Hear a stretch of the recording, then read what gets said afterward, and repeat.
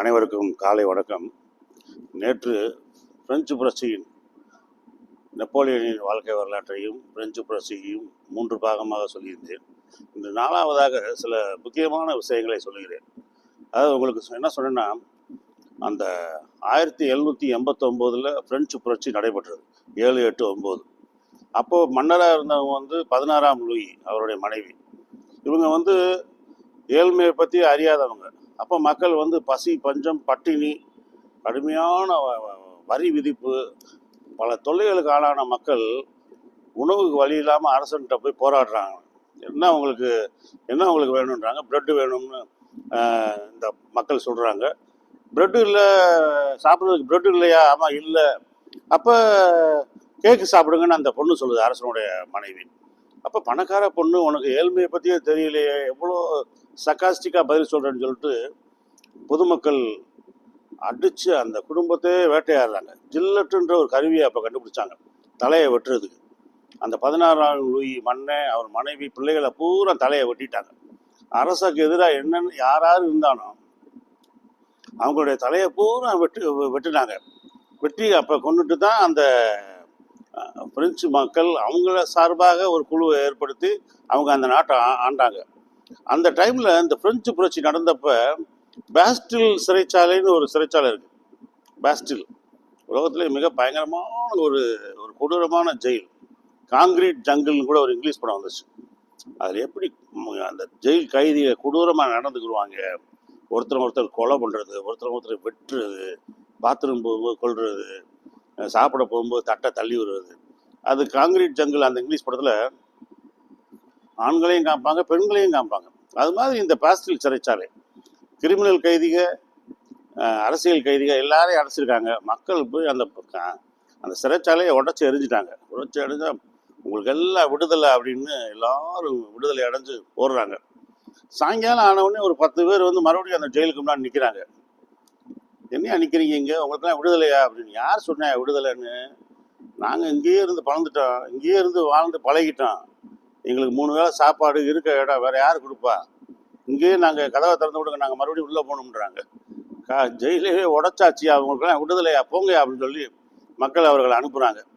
அப்போ கைதிகள்லாம் திரும்ப ஓடுறாங்க. அந்த நேரத்தில் நெப்போலியன் இவர் ஆட்சி பண்ணும்போது நிறைய கட்டிடங்களை கட்டினார். நிறைய கட்டிடங்கள், நிறைய மியூசியங்கள். பிரான்ஸ் நாடே ரொம்ப வளமாக மாறிடுச்சு. பிரான்ஸ் நாடு ரொம்ப இப்போ ஒரு புதிய நாடாக அந்த காலத்தில் ஒரு வளமான நாடாக மாறிடுச்சு. அந்த கட்டிடங்கள்லாம் இடிபட்டுறக்கூடாதுன்னு தான் செகண்ட் வேர்ல்டு வார் டைமில் ஹிட்லர் பிரான்ஸ் மேலே போர் தொடுக்கும்போது பிரான்ஸ் மக்கள் ஒரே தான் சரண்டர் ஆனாங்க. வேண்டாம், அடித்தான்னா எல்லா குண்டுகளும் பில்டிங் மேலே விழுகும். உயர்தரமான கட்டிடங்கள்லாம் இருக்குது, உயர்தரமான மியூசியங்கள் இருக்குது. நெப்போலியன் கைப்பற்றின நாடுகள்லேருந்து வந்த மிகப்பெரிய கலைப்பொருட்களை பூரா அங்கே வச்சுருக்காங்க.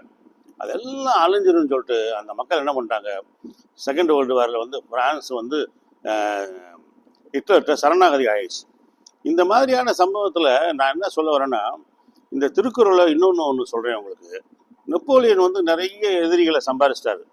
அதாவது ஒவ்வொரு நாட்டு மன்னரையும் அவர் தோல் கடித்து அவங்ககிட்ட நகை, பணம் எல்லாம் வாங்கி அவங்கள ஒரு அடிமை மன்னர்களை ஆக்கிட்டார். 2வது, அந்த மன்னர்கள் எல்லாம் இவர் ரஷ்யாவுக்கு போய் தோத்துட்டு வந்த உடனே அவங்க எல்லாம் ஒன்று சேர்றாங்க. நம்மளெல்லாம் தோக்கடிச்சிட்டான், நம்ம எல்லாம் அவருடைய அடிமைகள். இப்போ நம்மளுக்கு மீறி போப்பாண்டவர் மீறி அவன் மன்னர் ஆகிட்டான். 2வது, நெப்போலியன் மன்னர் அவராக ஆனதுக்கப்புறம் ஆஸ்திரியா நாட்டை சேர்ந்த ஒரு மன்னனுடைய மகளை கம்பல் பண்ணி கல்யாணம் பண்ணி வச்சுக்கிட்டார். ஆனால் அந்த ஆஸ்திரியா மன்னனுக்கு நெப்போலியனுக்கு பொண்ணு கொடுக்கணுன்ற விருப்பமே இல்லை.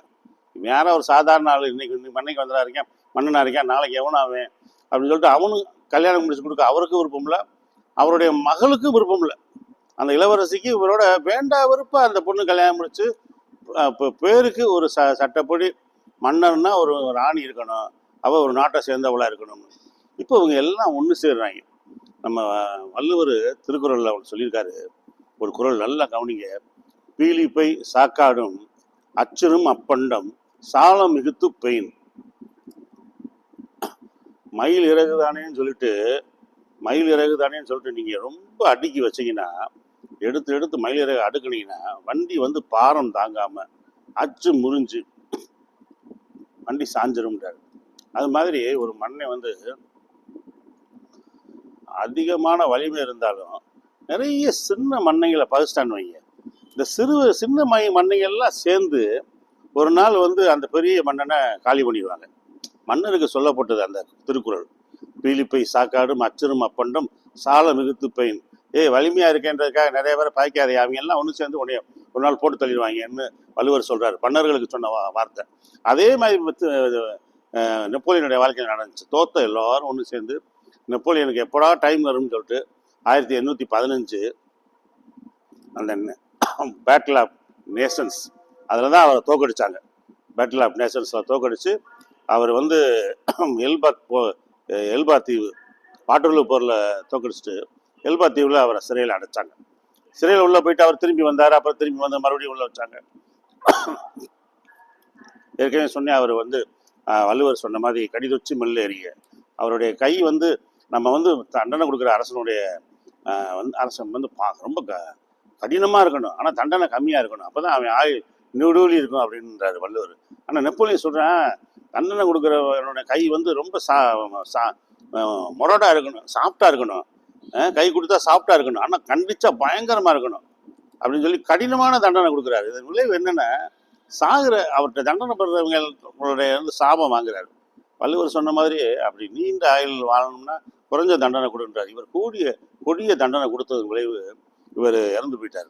ரெண்டாவது, நெப்போலியன்ட்ட கேட்குறாங்க, நீங்கள் நாடுகள் எல்லாம் ஜெயிச்சுக்கிட்டு இருக்கீங்களே, இந்த மாதிரி கடவுளை வணங்குவீங்களான்னு. அப்போ கடவுளை வணங்குவீங்களான்னு கேட்கும்போது நெப்போலியன் சொல்கிறாரு, நான் வாள் எடுத்து போர் தொடுத்து இந்த வையகத்தே என் காலடியில் கொண்டு வரணும்னு நான் நினச்சிக்கிட்டு இருக்கும்போது கடவுளை நினைக்கிறதுக்கே நேரம் இல்லையே, அப்புறம் எப்படியா வணங்குவேன் அப்படின்றார். அதாவது ஒரு அரசனுடைய பதில், அது உண்மையிலே ஒரு வீரனுடைய பதில். ஆனால் அந்த பதிலில் பாருங்க, ஆணவம் இருக்கு, அகந்த இருக்கு. அதான் சொல்றாங்க, pride comes before death, pride goes before decline.